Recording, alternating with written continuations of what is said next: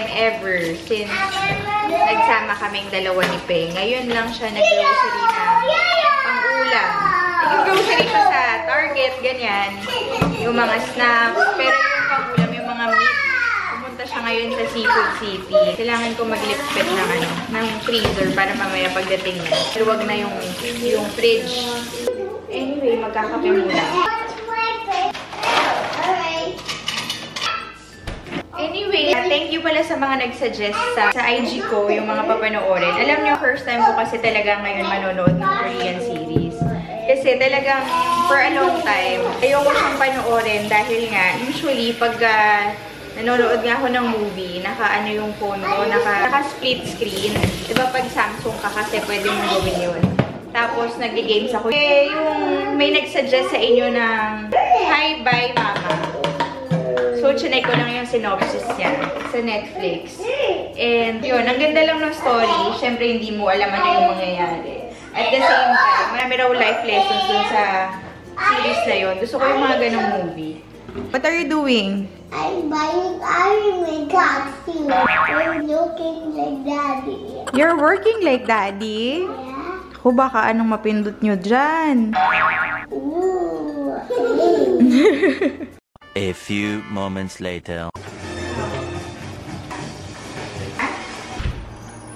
Ay naku, mukhang dami na naman binili. Bumaba lang ulit si Peng kasi kinuha niya yung iba bang pinamili. Usually ginagamit ko kasi yung disinfecting wipes. Kaso since wala na kaming disinfecting wipes, baby wipes na lang. And itong Lysol, yan, yung all-purpose cleaner. So, sinisprayan ko lang siya. Usually, hindi ko na siya linalagay dito. Nasa floor lang muna lahat yan. Tapos pag pinupunasan ko, doon ko siya ipapatong dito.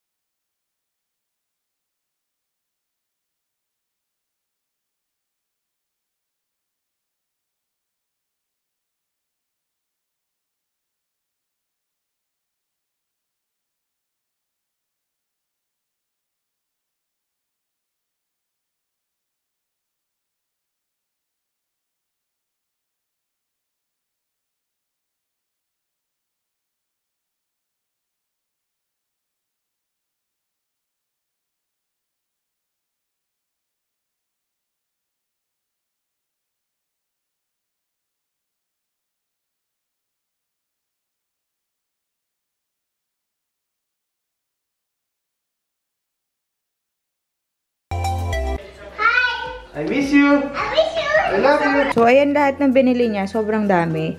Baka hindi nga magkasya sa freezer yung iba. Tapos, ito nalinis ko na. Ayan. Tapos, ito ang dami. Nandito lahat ng meat. Grabe, sobrang daming meat. Hindi ko alam kung kasya sa freezer. Oh my gosh. Tapos, yung mga ibang snacks. So, wait lang. Mag-aayos lang tayo. 2,000 years later. Nakaligo lang ni Peg. Kwento ko, babe, yung experience mo. First time niyang nag-grocery na 2010 kami kinasal. So, ngayon lang siya nag-grocery ng pang-ulam at ayaw niya na daw. Go, kwento mo, babe. Hindi ko naman kasi kabisado. Nahirapan ka ba sa paghanap ng meat? Oo, yung mga paghahanap. Eh, hindi naman siya. Nakakaano lang kasi ang tagal kasi hindi ko naman ganun kabisado. Pero okay lang. I mean, first time yung ako lang talaga kasi before lagi ako may kasama. Tapos... Alam niyo, nakakapagod. Ang daming binili ni Peg. At saka yun pala, pag ako bumili, Pag kasi Peg bumili, hindi ako marunong tumantsa, so mas binibili ko marami para sure. hoard talaga, hoard. Oh, pero at least hindi na tayo lalabas ng lalabas. Pero grabe, nakamagkano ka? Almost 400. Pero, Pero, matagal yun. Oh, hindi ba tayo tayo hindi mag-grocery? Ganun na rin yun. Alam nyo pala yung freezer kaysa namin. matagalan. Hindi Ano talaga- pinakita mo yung before na after? Yung freezer namin, hindi talaga dapat siya kasha. Pero since nilagay ko sa Kapag ziplock, kasha mo, kasha talaga kasi. buti may ziplock pa kami. Pakita ko pala sa inyo. Siniksik-siksik ko lang. Ayan. Oo, nakasik. Hindi pa ka masyado maayos, pero yung iba, ziniplock ko yung mga chicken. Tapos itong Korean barbecue, linagyan ko na ng marinade. Para pagka next time, pagkalulutuin, marinated na siya. Tapos pala ngayon, hindi alam nyo ba 3 PM na? At hindi pa kami nag-lunch. Nahihilo na ako. Ito, binili ni Peng kanina. Na-miss namin kumain ito. Tinapa. So ngayon, lunch namin, tinapa and egg. Kamatis, ano mo gagamitin sa kamatis? Sige, pwede ako mag-hiwa ng kamatis. See? Mag-scrambled egg muna. See? Oh, kapagod, grabe. So, ganyan ka mo. Tapos sinanitize ko pa yung sahig, nag-mop ako. Sprayan ko rin ng Lysol disinfectant spray.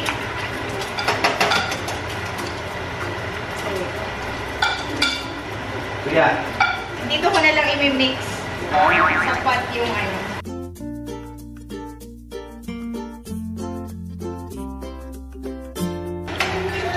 Ang weird, wala spaghetti dun.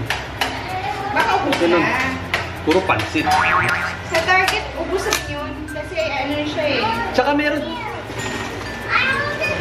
Yun yung mga common na niluluto kasi. Kaya madaling maubos. Ay, oh, bumili yung chocolate.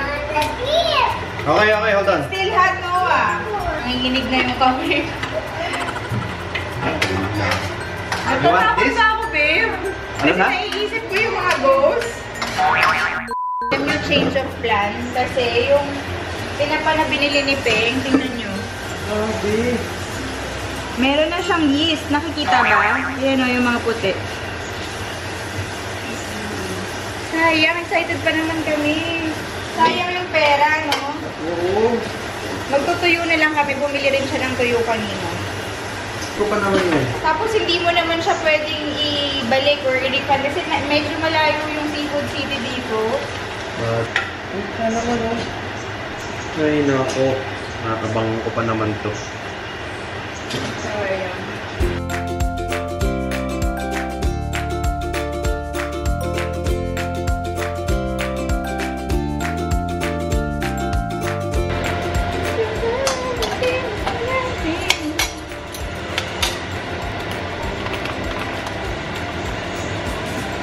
Ayan, hating kapatid. Actually, mas marami yung kay Peng. Bigyan natin itong garlic chips.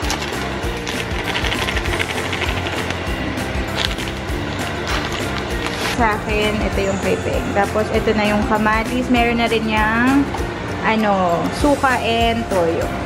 And let's eat! Many minutes later. Hello? Kakatapos ko lang maligo and mag-workout. And sinarge ko yung camera kaya hindi ko na na-film yun. Pero anyway, magluluto tayo ng dinner ngayon at kailangan mabilisan lang kasi pag dinner, hindi ako nag-rice and konti lang kumain. So baka ang lutuin ko tonight is shrimp okoy, yung bean sprouts na tawag doon yung toge. Yun, tinagalog ko lang. Pero yung shrimp okoy and tortang talong. So, yun ang gagawin natin. First time ko gagawa ng shrimp okoy. Kaya sana maging successful siya. Actually, the past, mga 3 days ago yata, nakita ko to sa vlog ni Ann Glutz. Gumawa rin siya nito. Iinit muna natin tong eggplant para sa torta. Kailangan daw ng egg. So, yan. Tapos, lalagyan din natin ng cornstarch. Wala akong pan scoop, kaya ito na lang ice cream scooper yung gawin natin. Siguro 2 ganito. Tansyahan na lang. Rice flour, which is mali yata to, pero pwede na. Dahil ito yung meron kami.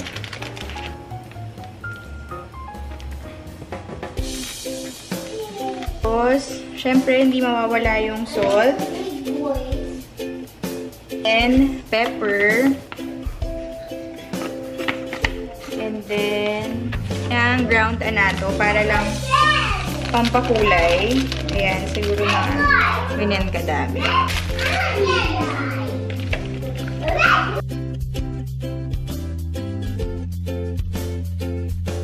Kulang pa siya ng flour. So, maglagay pa tayo ng konting flour.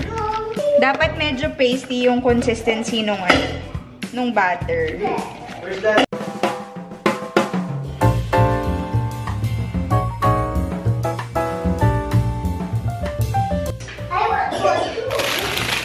Tapos, i-add ko na tong bean sprout. Konti lang. Siguro mga kalahati lang.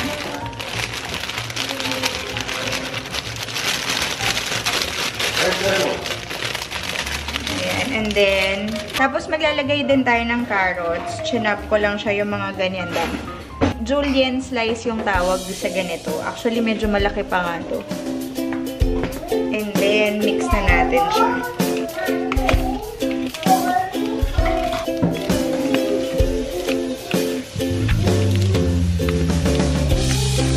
Okay, tapos meron din akong shrimp para pang-add sa okoy.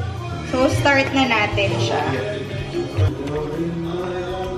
So, ganito lang. Yeah, I'm gonna cook na your Let's hope for the best. Yeah, do you want barbecue or no? And then, let's put this on top. Tama ba? Oh my gosh, tama ba itong pinagagawa ko? Ganito yata. Oh my God. So, yan na. Try na natin. Whoa!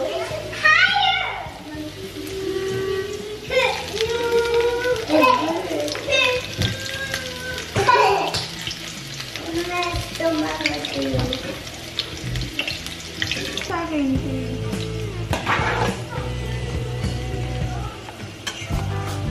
Ayan. Tapos, pag medyo ano na siya, flip na natin.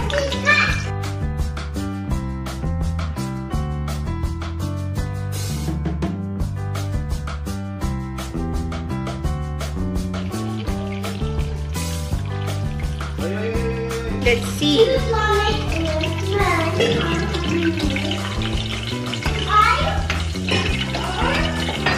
Bago to. Ay, medyo durog-durog pa siya. Bago to, no? Nadurog-durog ko siya. Siguro, mamaya. Kasi dapat intact yan lahat.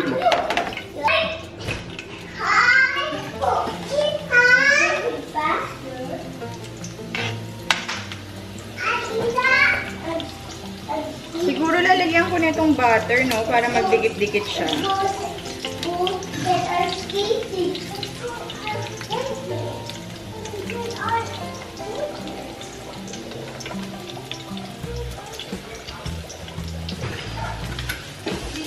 And then, it's time to flip it, baby.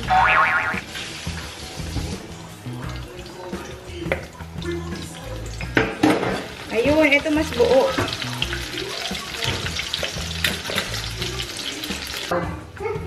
And then,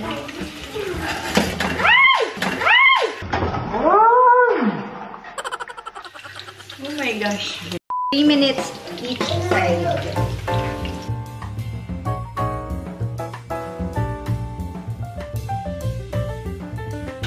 Okay, so I think this is done. Drain muna natin and then ayun, yay!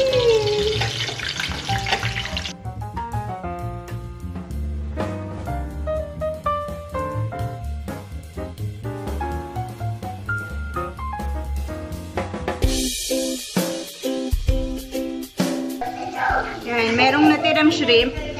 Igagantahin ko na lang. Deep fry, tempura. Papakin na lang natin itong natirang shrimp. Okay, ano yan?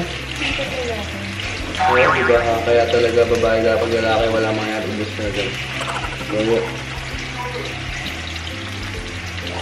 Ayaw mo nga mag-drive eh. Ikaw naman talaga ang gusto ko eh. Sabihin mo sa kanila. Ito na yung last. Tingnan natin kung crispy ba siya or hindi. Ayan, crispy siya oh. Not bad for a first time.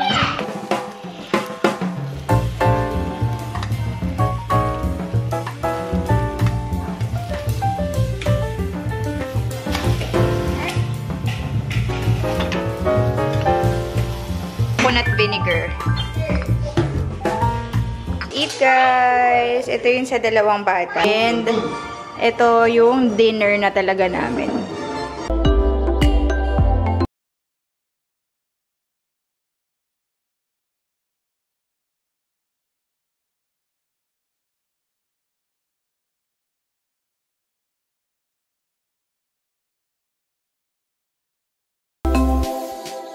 A few moments later. Nood na tayo ulit ng Netflix.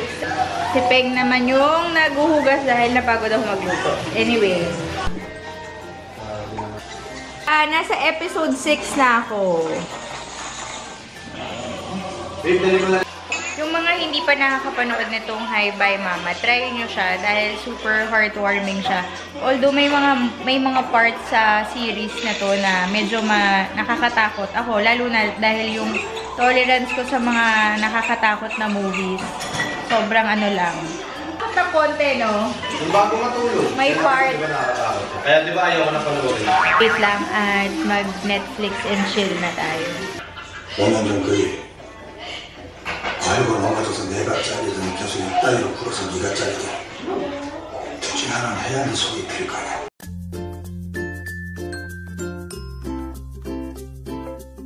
Tapos nitong episode na to, episode 8 na ako, papatulugin ko na sila. See you again next time. God bless! Bye! Bye. Bye. Red blue. Say good night! Good night, no?